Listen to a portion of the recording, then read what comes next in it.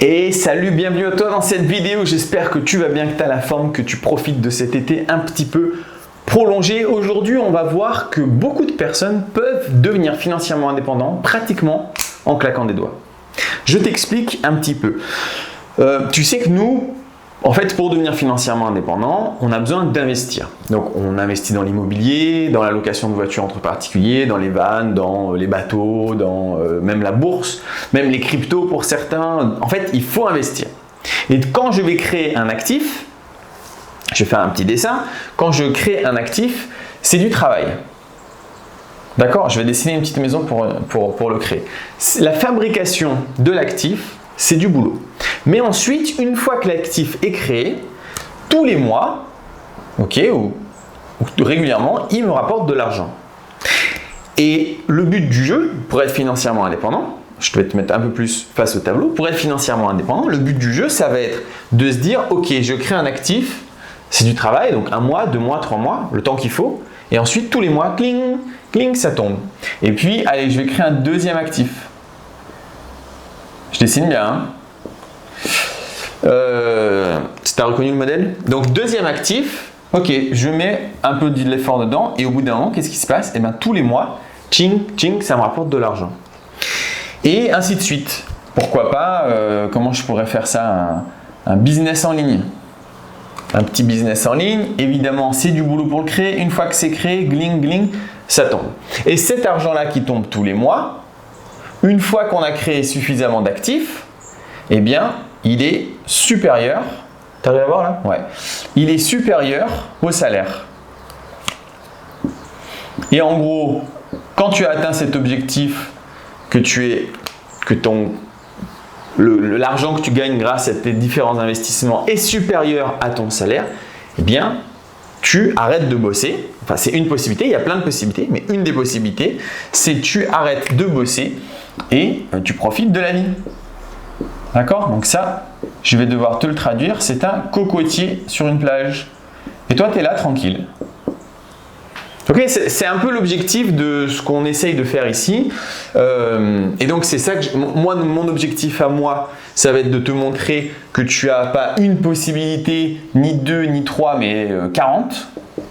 Et qu'il y a 40 choses que tu peux faire pour créer des actifs. Et toi, ton objectif à toi, ça va être de les créer. Tu vas créer tous ces actifs pour gagner cet argent qui arrive supérieur à ton salaire et ensuite tu profites de la vie comme tu l'entends. C'est-à-dire que tu peux, moi je continue, tu vois, de faire plein de choses parce que j'aime bien la créativité de l'entrepreneuriat. Donc je continue à faire des choses. Il y en a qui peuvent dire moi j'arrête et je vis à la plage, il y en a qui peuvent dire moi j'arrête et je fais ma passion qui est de peindre et vu que je peins toute la journée, chacun est libre de faire ce qu'il veut.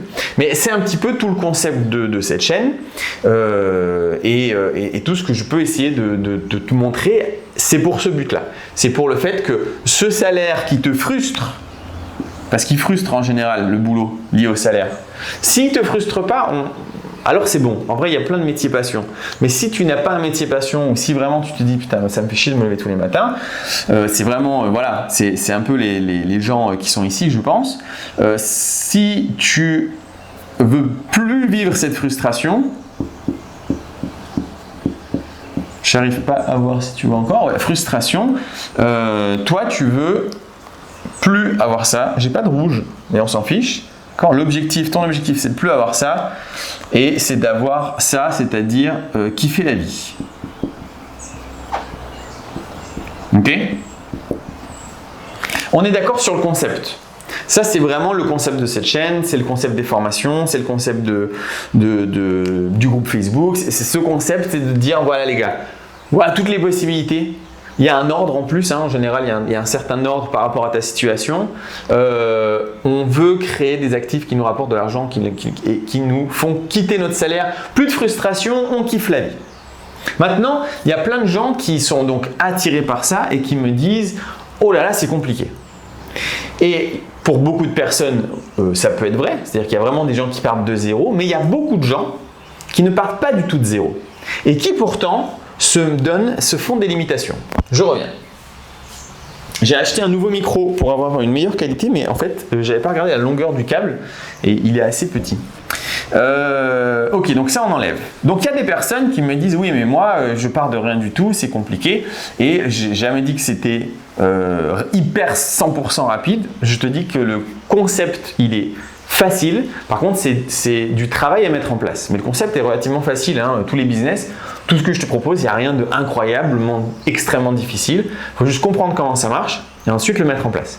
Mais il y a beaucoup de personnes qui se font avoir par un piège et qui se disent « Oh là là, je suis frustré parce que, comme on a vu en fait, hein, je travaille et tout ça, et j'ai pas de solution. » Alors qu'il y a une solution beaucoup plus rapide et beaucoup plus incroyablement, extrêmement rapide pour eux, mais ils n'ont pas accès parce qu'ils se font avoir vraiment par un piège. Et ce piège, c'est souvent un narratif qu'on peut avoir dans la société. Dans la société, en ce moment, je suis en train de regarder plein de trucs à ce propos, d'ailleurs je trouve ça hyper intéressant. On est vraiment des petits pantins, des petites marionnettes qu'on amuse et on va dans la direction des personnes qui souhaitent qu'on aille dans cette direction. Je ne te parle pas du tout de choses complotistes, mais bien du business. Par exemple, j'ai écouté l'autre fois un truc sur les voitures et à une époque, aux États-Unis, Ford avait fait la voiture parfaite en fait. La voiture qui est hyper costaud, qui consomme pas trop, et tout le monde, ou une personne sur deux, je crois, une personne sur deux avait cette voiture. Enfin, une voiture sur deux était cette Ford, genre, et super cool, tu vois. Et les autres marques, pour essayer de rivaliser avec cette voiture qui était apparemment géniale, ils ont été obligés de se dire, ok, on va pas aller sur la voiture, on va aller sur l'émotion. Et donc l'émotion, ça va être de dire, ok, cool, tu as une Ford, mais t'es pas cool. Si tu veux être beau gosse, si tu veux être cool, si tu veux avoir du prestige dans la société, c'est ma super voiture Fiat Panda. Non, c'est peut-être pas le bon exemple. Mais c'est ma voiture, tiens, j'ai la décapotable. C'est la New Beetles décapotable, même si à l'époque, c'était pas du tout ces voitures-là. Et donc la New Beetles décapotable, elle est cool parce qu'elle a des courbes qui font qu'elle est cool. Elle a des phares avec une forme chelou. Et elle a des LED un peu partout et c'est décapotable genre en automatique, tu appuies sur un bouton et en fait les mecs du coup ils ont arrêté d'acheter une voiture qui était faite de manière très très bien conçue pour aller sur de l'émotion en mode ah ouais donc c'est pas pour me déplacer, c'est pas pour aller d'un point A à un point B, c'est pour être beau gosse. C'est pour montrer à mon voisin, mec, j'ai mieux réussi que toi dans la vie.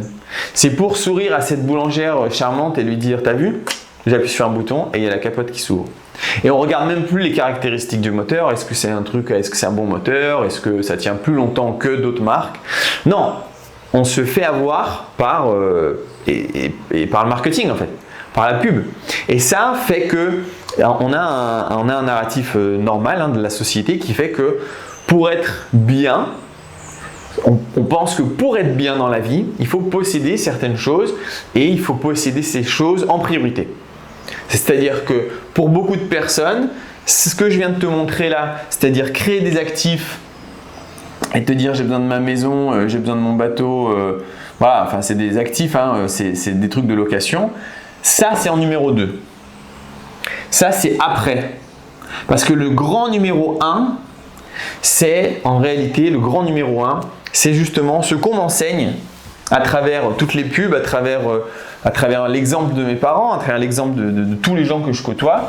C'est l'exemple numéro 1. Et l'exemple numéro 1, ça va être très classique, ça va être son logement.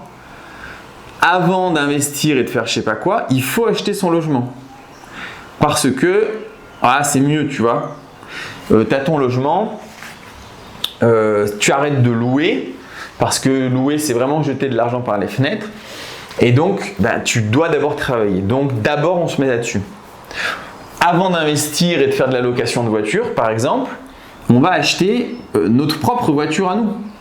Et puis, on va bien écouter ce qu'on voit à la télé. Ça va être une voiture de sport. Je ne sais pas si j'arrive à faire une voiture de sport. Non, pas une voiture de sport, mais ça va être classe.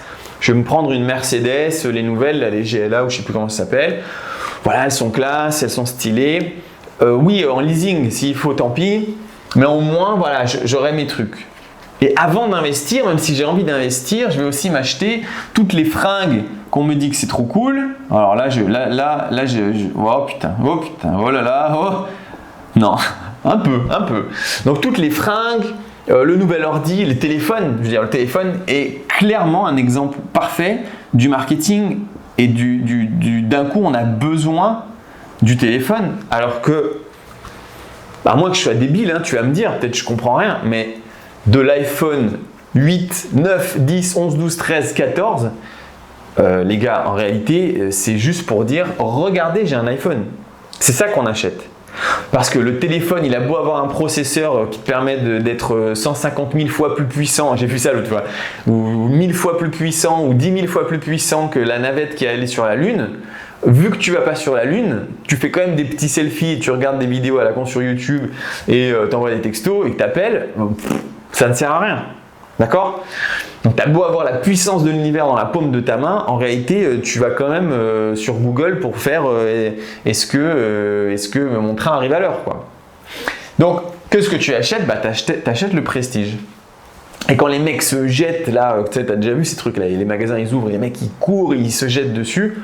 Bah voilà, c'est juste pour dire ah moi je l'ai, je suis un des premiers à l'avoir et voilà, c'est cool. Et moi j'ai vu ça, alors je suis pas du tout normalement à acheter des trucs comme ça, mais l'année dernière ou l'année d'avant, j'ai acheté du matos neuf de planche à voile et de kite. En fait, j'ai acheté tout le matériel. Il y en avait pour 7 000 €, donc c'était quand même beaucoup. Je suis allé voir un magasin qui m'a dit oui, je te fais un prix si tu me prends tout. Et donc pour moi, c'était l'objectif, c'était de faire du volume pour avoir cette réduction. Et j'étais étonné de voir, donc je les avais, genre dès qu'elles sont sorties, j'avais tout. Et sur la plage, tout le monde venait me voir en mode ah waouh, c'est cool et tout. Donc finalement, ton ego, il est assez flatté, alors que c'est pas toi qui les a fabriqués, les voiles ou l'iPhone. Tu portes le truc, c'est rien. Mais puisque on nous dit tous ah putain l'iPhone 14 ou 15 ou je sais même pas combien on est, c'est incroyable, le jour où tu l'as, tu te sens bien pendant une certaine période de temps. Puis tout le monde l'a et tu te dis ah ouais merde c'est moins bien, il me faut le 15. D'accord? Et donc pour beaucoup, il y a ce piège où on achète des trucs et on essaye peut-être, je sais pas, peut-être qu'on essaye d'être un peu différent ou de sortir un peu du lot socialement. Et en mode, bah regardez-moi, je suis cool, j'ai ma maison, ma voiture, mes habits, mon iPhone, je me sens bien comme ça. Et donc il y a beaucoup de personnes qui suivent cette chaîne ou beaucoup de personnes en général qui d'abord en numéro 1 résout ce problème. Qui pour eux peut être un problème, enfin un objectif. D'abord, ils ont cet objectif. Et une fois qu'ils sont bien, ils vont se dire, attends, je vais sortir, parce que je sors un peu du cadre, parce que je suis un peu plus près que d'habitude. Une fois qu'ils sont bien, ils vont se dire, ok, maintenant, je passe au numéro 2 et je peux investir. Et en investissant, je vais pouvoir me libérer du travail et sortir de ma frustration. Sauf que quand tu as ça en priorité, en fait, ça consomme tellement. Ça consomme tellement d'énergie, de ton énergie. Parce que quand tu travailles des heures et des heures et tous les jours pour mettre un peu d'argent dans ta maison, dans ta voiture, dans tes fringues, dans tes machins, bah, il t'en reste évidemment pas beaucoup pour investir. Donc,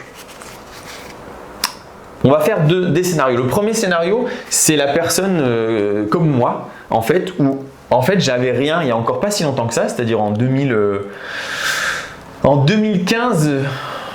Ouais, en 2015, fin 2015, début 2016, je rentrais d'Australie et j'avais un peu d'argent de côté. C'est vrai, mais alors t'enflamme pas, hein, c'était genre j'avais peut-être 10, 15, 20 000 € et c'était toute ma fortune de la vie.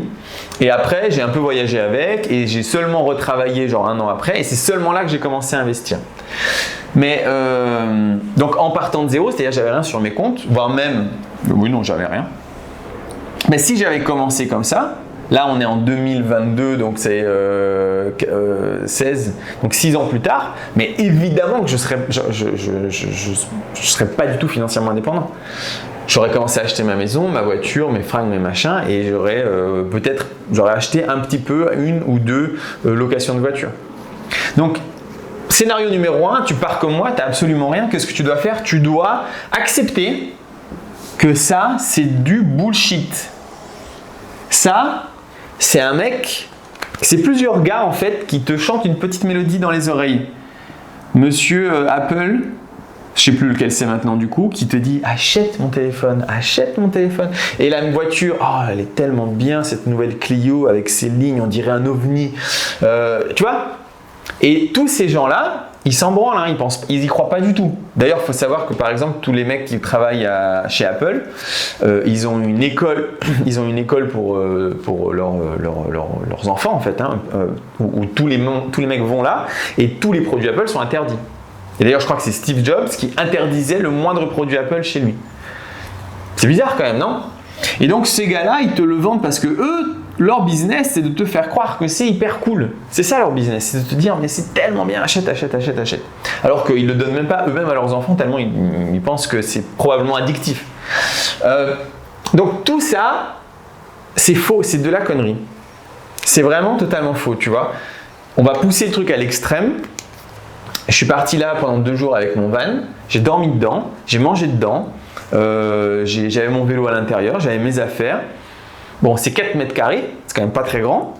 Bon là, c'est vraiment à l'extrême, hein. Mais du coup, en fait, à partir du moment où tu dors, à partir du moment où tu manges, finalement, tes besoins fondamentaux d'être humain, ils sont réglés. D'accord? Du coup, tout ça pour te dire que tu peux avoir accès à ça, mais au lieu de le mettre en numéro 1, si vraiment c'est important pour toi, mets-le en numéro 2.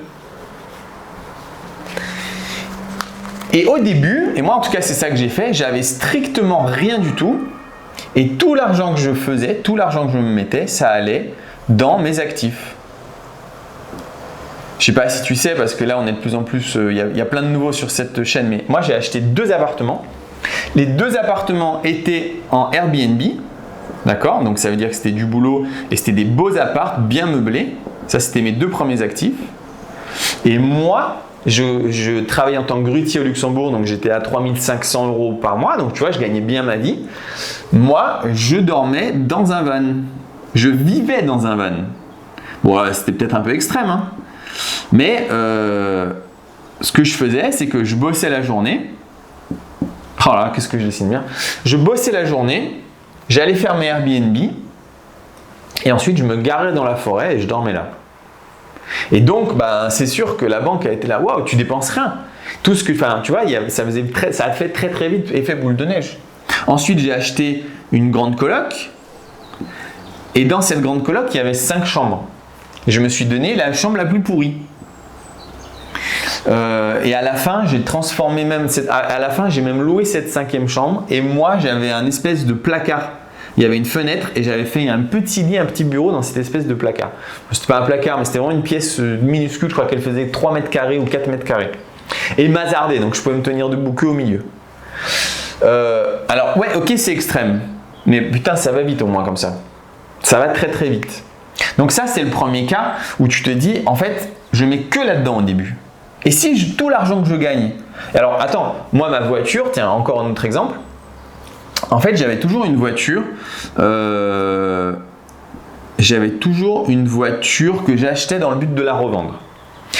Tu sais, pour gagner 1000, 2000 € en termes de voiture personnelle. Et en fait, quand j'étais en train d'acheter un appart, parce que du coup, moi, j'achetais des apparts tous les 6 mois, tu vois, j'achetais un appart.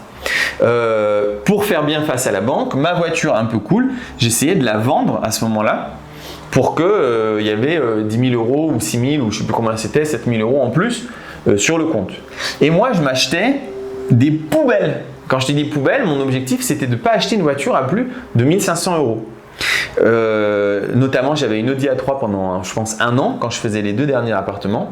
Elle avait 300 000 km, elle avait le joint de culasse qui était en train de mourir, clairement. Et en fait, moi, ce que je faisais quand je faisais des visites d'appartements, je me garais loin et je venais à pied pour pas que les agents IMO voient ma voiture et se disent « Bah non, mais laisse tomber, mec ». Et donc, moi, j'avais ma petite chambre toute pourrie, de 3 mètres carrés, ma petite Audi toute pourrie, et j'étais propriétaire de 5 appartements qui généraient dans les 8 000 € par mois, plus mon salaire, c'est-à-dire j'étais à 8, 9, 10, 11, à 12 000 €. Après, j'avais des charges, j'avais des trucs à payer. Il devait me rester en vrai 7, 8 000 €. Et je vivais comme un clochard. Ben, pas comme un clochard, mais comme quelqu'un qui gagnait 1 000 € ou 1 500 € par mois. En faisant ça, tu vas hyper vite. En faisant ça, c'est bingo. Maintenant, je reviens sur le début de la vidéo où je t'expliquais qu'il y a des gens, ils ont accès à l'indépendance financière hyper rapidement. Et ces gens-là, ce sont ceux qui ne savaient pas tout ce que je viens de te dire et qui ont fait en un toutes les choses, entre guillemets, je te dirais, elle ne le fait pas, mais elle le découvre maintenant, donc on en est maintenant, tu vois, c'est-à-dire que là, maintenant, elles ont une maison ou une voiture. Ils ont une maison, une belle maison et une voiture. Et ils ont des objets chers. Et ils ont l'iPhone 14. Et ils ont les machins. Et ils ont les bidules. Et ces personnes-là, si tu m'écoutes, toi, tu peux être financièrement indépendant 10 fois plus vite que les autres. Parce que ton erreur de plusieurs années où en fait, tu as travaillé pour payer tous ces trucs, hein, globalement, aujourd'hui, ça peut être ta force. Mais il faut lâcher prise.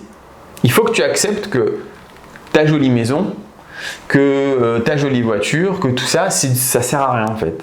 En fait, c'est du fake. En fait, c'est à cause de tous ces trucs-là que tu te lèves tous les matins pour aller bosser. C'est une des choses. Et donc, pour pouvoir avoir des actifs, et donc avoir de l'argent à mettre dans tes actifs, qui est le problème au début. Après, c'est vraiment effet boule de neige. Hein. Là, on est à 6 ans après. À moi, quand j'ai commencé, donc ça fait 6 ans, peut-être bientôt même 7, j'ai des problématiques de riche, enfin c'est débile, tu vois. C'est-à-dire que ça fait tellement effet boule de neige qu'il y a des fois, je me retrouve, je me dis, j'ai trop d'argent, qu'est-ce que j'en fais? Dans quoi j'investis? Et en fait, je fais plusieurs, là en ce moment, c'est en ce moment le cas, je fais plusieurs investissements et j'ai même pas le temps en fait de suivre les investissements, donc, enfin tu vois, donc tu as vraiment un problème qui est, et ça c'est seulement 6-7 ans après. Donc au début, c'est compliqué. Les 2-3 premiers actifs que tu crées, c'est compliqué. Après, l'argent, elle crée de l'argent, qui crée de l'argent, etc. Donc vous, là, ceux qui avaient déjà la belle maison, la belle voiture et tout ça, lâchez prise. Si vraiment tu veux te libérer du travail, tu fais la bonne chose à faire et tu vends. Vends ton iPhone, vends ton dernier ordi, dernier cri, vends tout ce que tu possèdes. Tu vends. Une fois que tu auras vendu, qu'est-ce qui se passe? Tu vas avoir un joli petit pactole.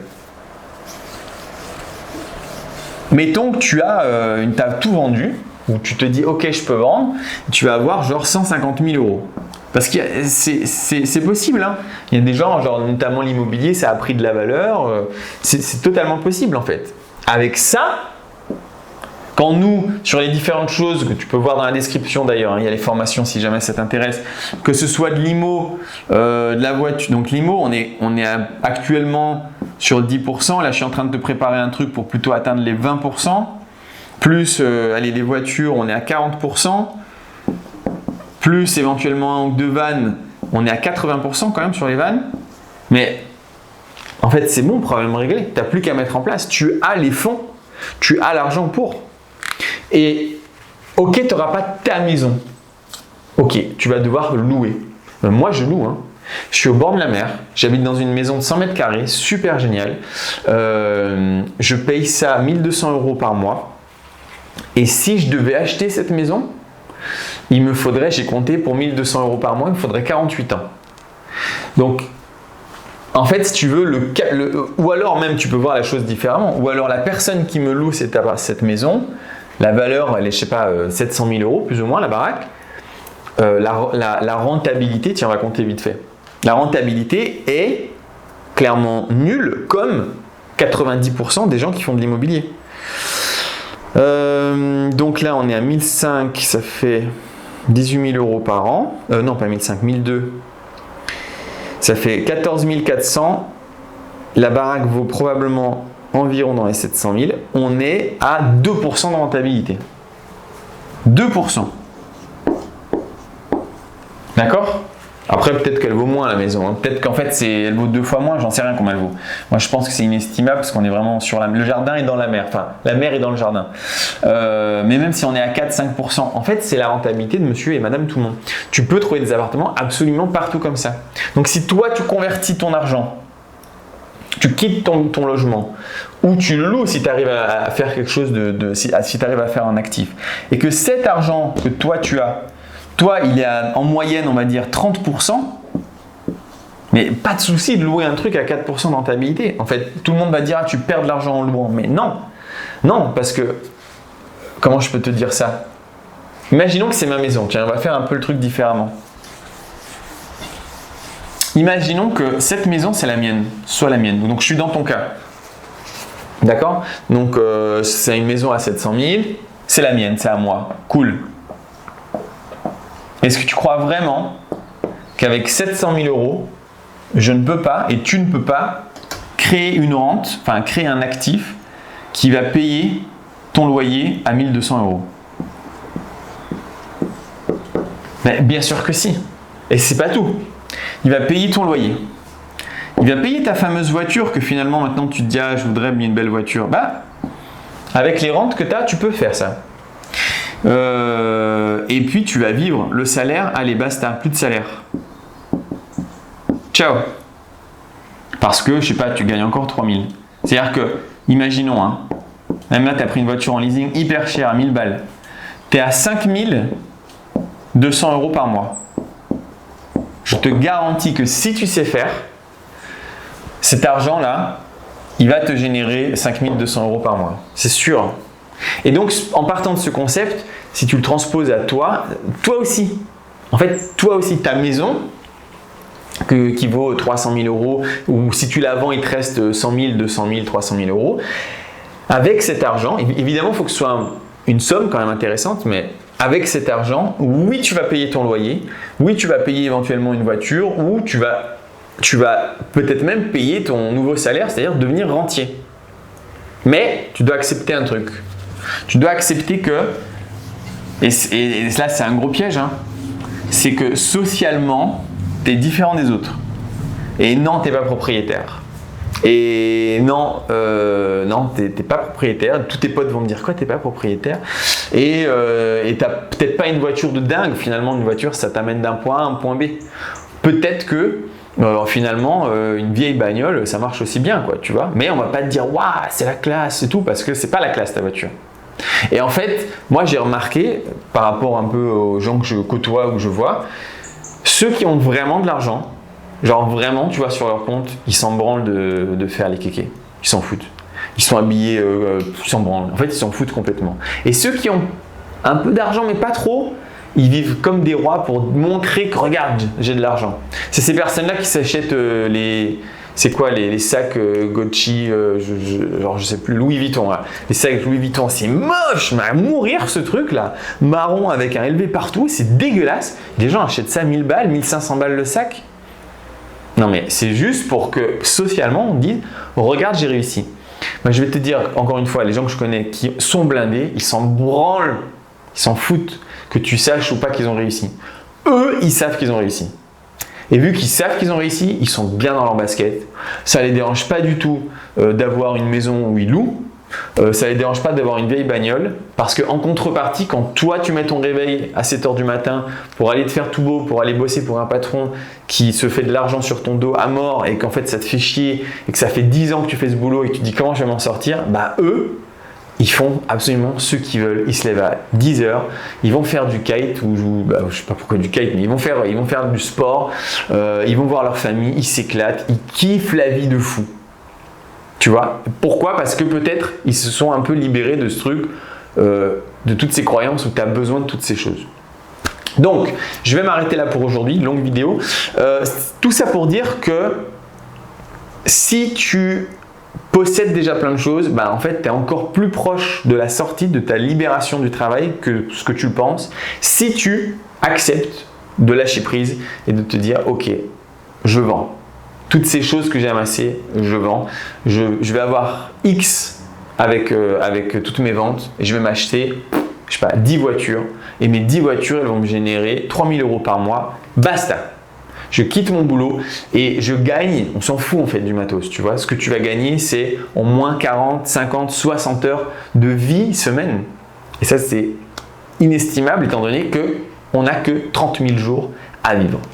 Voilà, on s'arrête pour aujourd'hui. Si ça t'intéresse d'aller plus loin, si tu veux vraiment un petit peu plus savoir, je t'invite à aller dans la description. Tu as pas mal de choses, tu as une masterclass gratuite, tu as des formations. Je vais très prochainement lancer une nouvelle masterclass où il y aura sera beaucoup plus développée que celle qui existe aujourd'hui. Donc, Bah, si tu l'as pas vue, celle qui existe aujourd'hui, va la voir parce que bientôt elle va disparaître. Et donc ça te fera une connaissance en moins accessible, donc c'est dommage. Elle sera remplacée par une autre qui sera un peu différente. Et donc bah, voilà, c'est complémentaire. Si jamais tu l'as jamais vue, va la voir. C'est tout pour aujourd'hui. Si cette vidéo t'a plu, tu peux mettre un pouce bleu, tu peux partager, tu peux mettre des commentaires. Et tu sais qu'un commentaire juste pour dire cool, merci la vidéo ou ah, c'est vraiment pourri ce que tu dis. Ça m'aide parce qu'en fait, ça participe à l'algorithme, ça fait grossir la chaîne et même si tu n'as rien à dire, en fait, un commentaire aide grave. Donc, à toi de jouer. Je te remercie. À la prochaine. Ciao, ciao.